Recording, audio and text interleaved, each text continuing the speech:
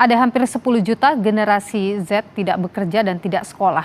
Apa dampaknya terhadap bonus demografi? Kita bahas malam hari ini, saudara, bersama Afrian Syahnur, Wakil Menteri Tenaga Kerja RI, dan juga bersama sosiolog dari Universitas Indonesia, Imam Prasojo. Selamat malam, Bapak-Bapak, sehat selalu. Selamat malam. Ya. Selamat malam, Mbak Nilu dan Mas Imam. Selamat malam, Pak Afriansyah. Baik, saya ingin ke Pak Wamen dulu ini. Hampir 10 juta Gen Z ini tidak bekerja. Kalau tadi Anda sempat menyebutkan ini soal pelatihan saja, apakah hanya itu saja masalahnya, Pak Wamen?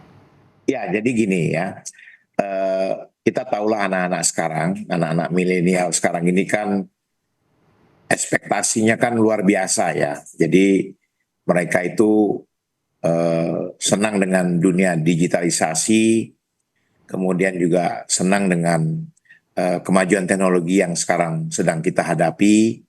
Nah, tentunya dengan digitalisasi ya yang dikenal dengan 4.0 atau 4.0 ini kan harusnya anak-anak Gen Z ini kan sudah bisa beradaptasi dengan kenyataan dunia yang ada sekarang. Nah, makanya dengan digitalisasi ini banyak anak-anak yang hanya kadang-kadang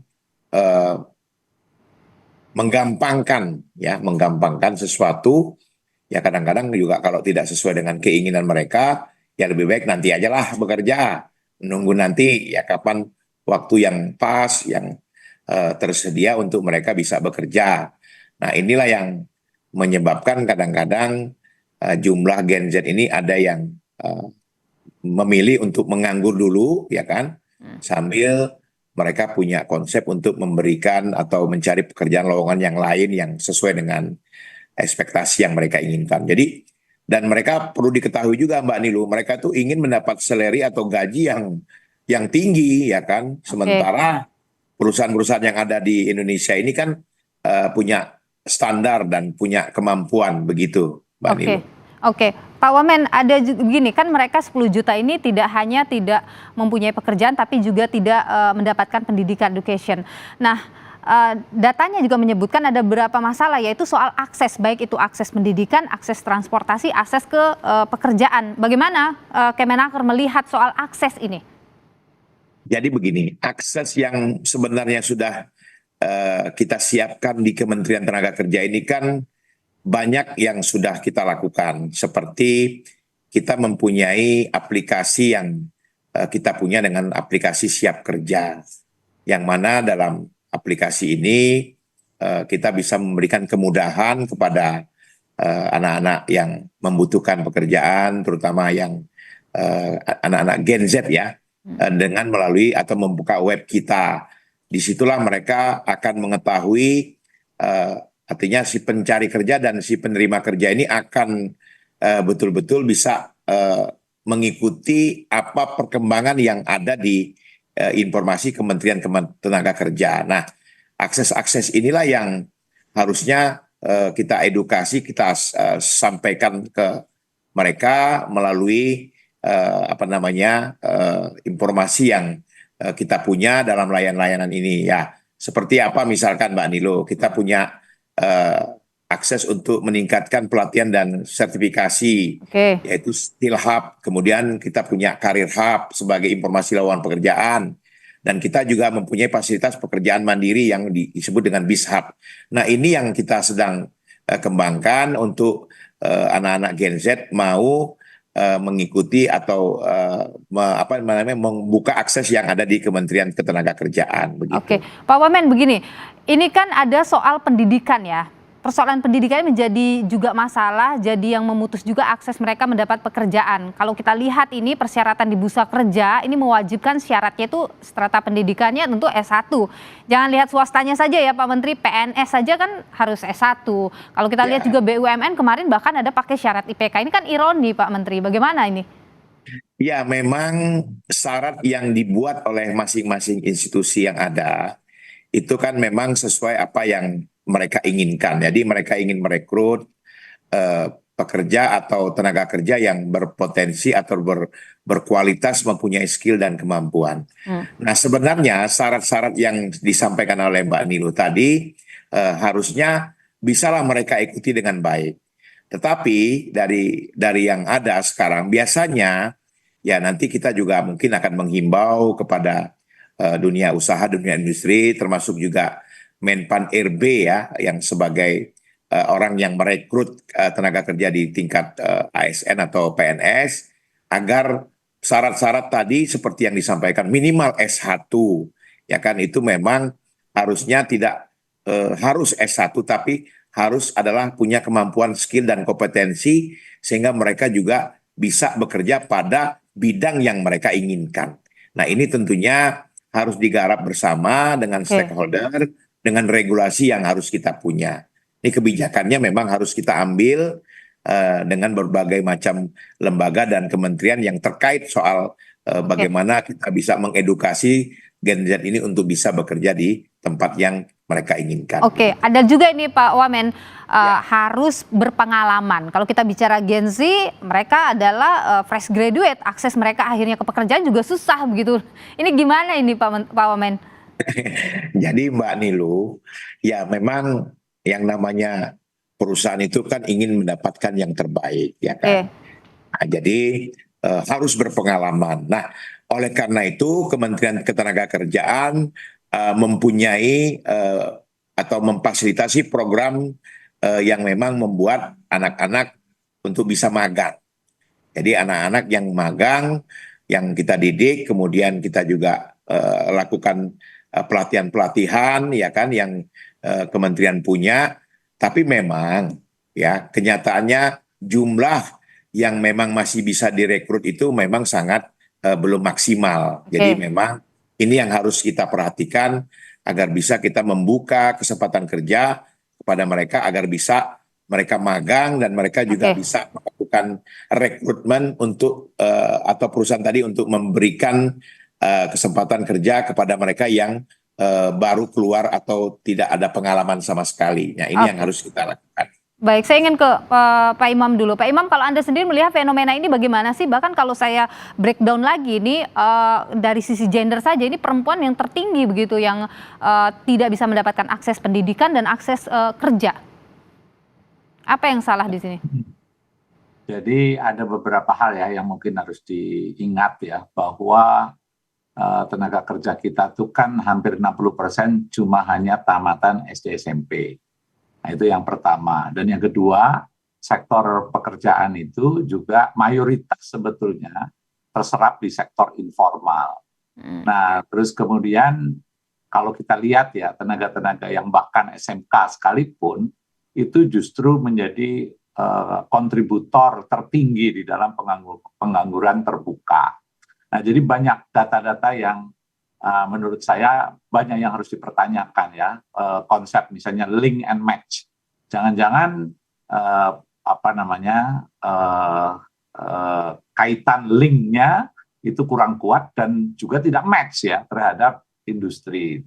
Nah, oleh karena itu saya sih lebih mendorong bagaimana angkatan kerja yang mayoritas SD SMP atau bahkan yang SMK sekalipun ya, itu mendapatkan pendampingan-pendampingan, tidak hanya tergantung pada BLK dari Kementerian Tenaga Kerja ya, dan kita banyak sekali champion-champion ya, orang-orang kreatif, orang-orang yang inovatif ya, yang bisa menciptakan lapangan pekerjaan. Nah, justru dana-dana pemerintah, Pak Afriansah, menurut saya ya Pak, itu perlu juga menghubungkan dengan para champion-champion ini, orang-orang kreatif ya yang ada di akar rumput ya, mereka lah yang harusnya diberi kesempatan untuk ikut serta menjadi pendamping-pendamping anak-anak milenial ini. Nah, kalau hal itu dilakukan, ya artinya training-training itu tidak selalu harus training formal ya, yang harus dilakukan oleh Kementerian Tenaga Kerja. Tapi bisa jadi itu adalah anak-anak yang ikut terlibat di dalam aktivitas-aktivitas unit-unit kerja kreatif ya, para champion-champion, para usahawan-usahawan muda, dan bahkan di sini saya lihat datanya ya sejak sensus itu di bidang pertanian, kehutanan, perikanan itu justru yang paling banyak sekarang dibanjiri oleh tenaga kerja. Nah, disinilah ya peran-peran sinergi antara pemerintah dengan champion-champion ini. Oke. Nah, dan itu menurut saya kita harus juga mencari format-format yang inovatif ya, tidak hanya semata-mata menggantungkan diri pada training-training yang baku ya, yang disediakan oleh pemerintah dan bahkan juga oleh jalur-jalur formal. Itu yang mungkin harus dilakukan. Oke, Pak Imam begini, ketika edukasi atau pendidikan ini jadi salah satu penghalang, karena Anda juga menyebut tadi bahwa ya pendidikan yang rendah ini juga kan membuat mereka susah juga untuk mencapai atau mendapatkan pekerjaan. Jadi harus dimulai dari mana ini sebenarnya pemerintah ketika kita punya cita-cita Indonesia emas nanti? Ya kalau Anda berpikirnya pekerjaan itu adalah di sektor formal ya, buruh di pabrik-pabrik atau di perusahaan, ya itu memang menjadi kendala. Tapi justru data yang ada ini, yang pendidikannya SMK, SMA itu justru yang lebih tinggi menjadi pengangguran terbuka. Nah, jadi artinya apa? Artinya yang menurut saya harus dibuka adalah bagaimana pendidikan yang mungkin masih terbatas ya, kalau formalnya SD SMP, tapi bukan berarti orang-orang ini tidak kreatif, tidak tekun. Nah, yang harus didukung adalah mereka itu di mana tempat untuk bisa mengaktualisasikan passion dia, kreativitas dia, dan ini hanya bisa dilakukan menurut saya kalau ada sinergi dengan para champion-champion. Dan champion-champion itu tidak selalu linear.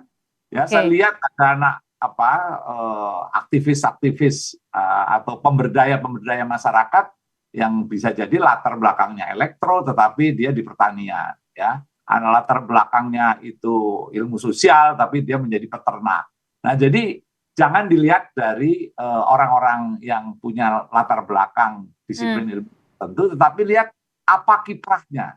Champion-champion inilah yang harusnya dari dulu itu diberi kesempatan. Nah, kalau kita itu tergantung pada jalur-jalur formal semata, nggak akan bisa menurut saya. Oke, Pak Menteri, bagaimana itu masukan yang disampaikan oleh Pak Imam? Memang mungkin Mas Imam melihat kacamatanya dari dunia pendidikan yang formal ya. Dan memang sekarang ini Indonesia ini kan masih pada predikat bahwa usia pendidikan yang SMP ke bawah itu lebih besar daripada yang tingkat pendidikan di atas. Nah, oleh karena itu Kementerian Tenaga Kerja yang salah satunya tadi adalah untuk mengatasi bagaimana keinginan perusahaan agar supaya ada sarjana S1 atau ada semacam pengalaman kerja. Makanya kita membuat agar pendidikan itu ada magang, ya kan? Yang mana magang ini mengantisipasi untuk tenaga kerja yang tidak punya pengalaman. Oke. Nah, yang kedua, kami dari Kementerian Tenaga Kerja juga bekerja sama dengan dengan seluruh kekuatan yang ada, stakeholder yang ada, sudah membuat sertifikasi. Sertifikasi inilah pengganti ijazah yang diinginkan oleh perusahaan tadi, misalkan minimal harus S1. Sementara dia punya skill dan kemampuan yang sudah bersertifikasi. Nah, ini kan sangat membantu sehingga perusahaan tidak juga bisa menolak.